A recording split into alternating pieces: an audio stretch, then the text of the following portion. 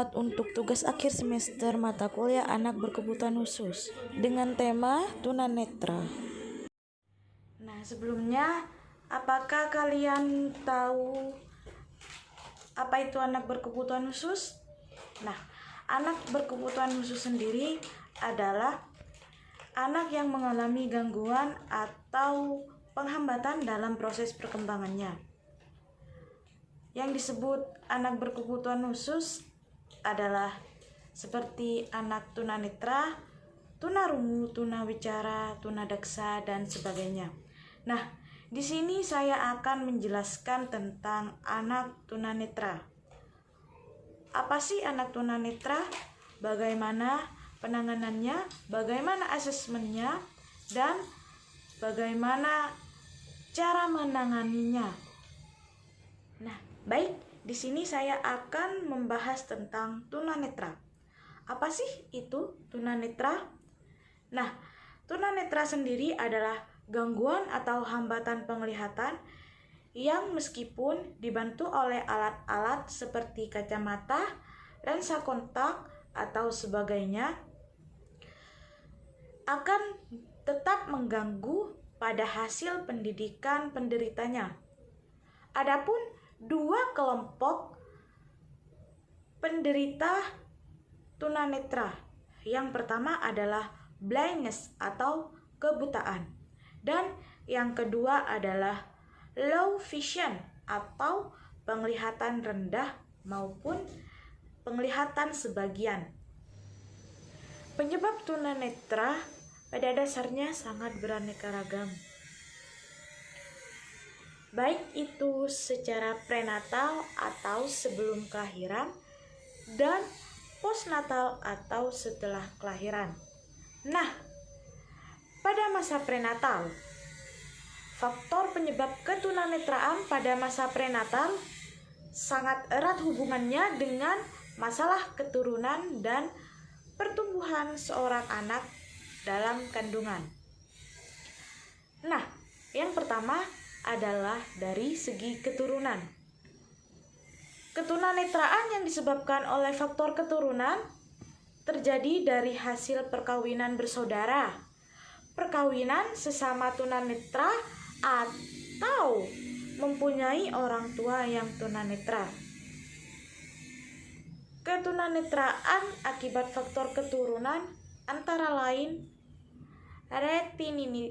retinitis pigmentosa, yaitu penyakit pada retina, yang umumnya ketunanetraan disebabkan karena proses pertumbuhan dalam kandungan dapat disebabkan oleh yang pertama, gangguan waktu ibu hamil.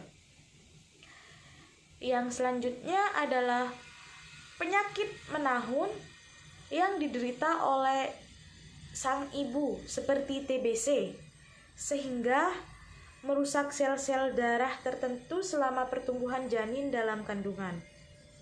Yang selanjutnya, infeksi atau luka yang dialami oleh ibu hamil akibat terkena rubella atau cecer air.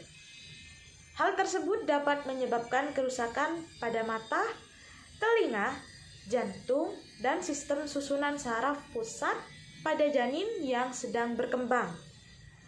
Selanjutnya adalah infeksi karena penyakit kotor, yaitu toksoplasma, trakoma, dan tumor.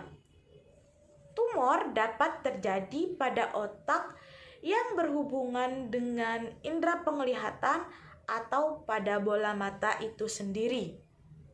Yang terakhir yaitu kurangnya vitamin tertentu yang dikonsumsi oleh ibu pada saat hamil dapat menyebabkan gangguan pada mata sehingga hilangnya fungsi penglihatan. Nah, yang kedua adalah faktor postnatal. Penyebab ketunanetraan yang terjadi pada masa postnatal dapat terjadi sejak atau setelah bayi lahir. Antara lain yang pertama adalah kerusakan pada mata atau saraf mata pada waktu persalinan akibat benturan alat-alat atau benda keras. Yang kedua, pada waktu persalinan, ibu mengalami penyakit gonorrhea sehingga baksil gonorrhea menular pada bayi yang pada akhirnya setelah bayi lahir mengalami sakit dan berakibat hilangnya daya penglihatan. Yang terakhir adalah mengalami penyakit mata yang menyebabkan ketunanetraan. Nah, contoh penyakit itu sendiri adalah xerophthalmia, yakni penyakit mata karena kekurangan vitamin A. Yang kedua adalah trakoma, yaitu penyakit mata karena penyebab virus Cyanidation trachomatis. Dan yang ketiga adalah katarak, yaitu penyakit mata yang menyerang bola mata sehingga lensa mata menjadi keruh. Akibatnya terlihat dari luar mata menjadi putih. Nah, kalian pasti bertanya-tanya kan, bagaimana cara penanganan dan asesmen anak tunanetra itu sendiri. Cara penanganan anak tunanetra ditinjau dari segi jenisnya. Layanan pendidikan bagi anak tunanetra meliputi layanan umum dan layanan khusus. Yang pertama adalah layanan umum. Layanan umum ini yaitu diberikan latihan terhadap anak, umumnya meliputi keterampilan, kesenian, dan olahraga. Yang kedua adalah layanan khusus atau layanan rehabilitasi. Nah, layanan khusus ini diberikan terhadap anak tunanetra antara lain. Yang pertama adalah latihan membaca dan menulis Braille. Yang kedua adalah latihan penggunaan tongkat. Dan yang ketiga adalah latihan orientasi dan mobilitasi. Yang terakhir adalah latihan visual atau fungsional penglihatan. Asesmen anak tunanetra yang pertama adalah belajar dengan melalui pendengaran. Yang kedua adalah belajar dengan indera perabanya, yaitu belajar menghitung, menulis, maupun membaca.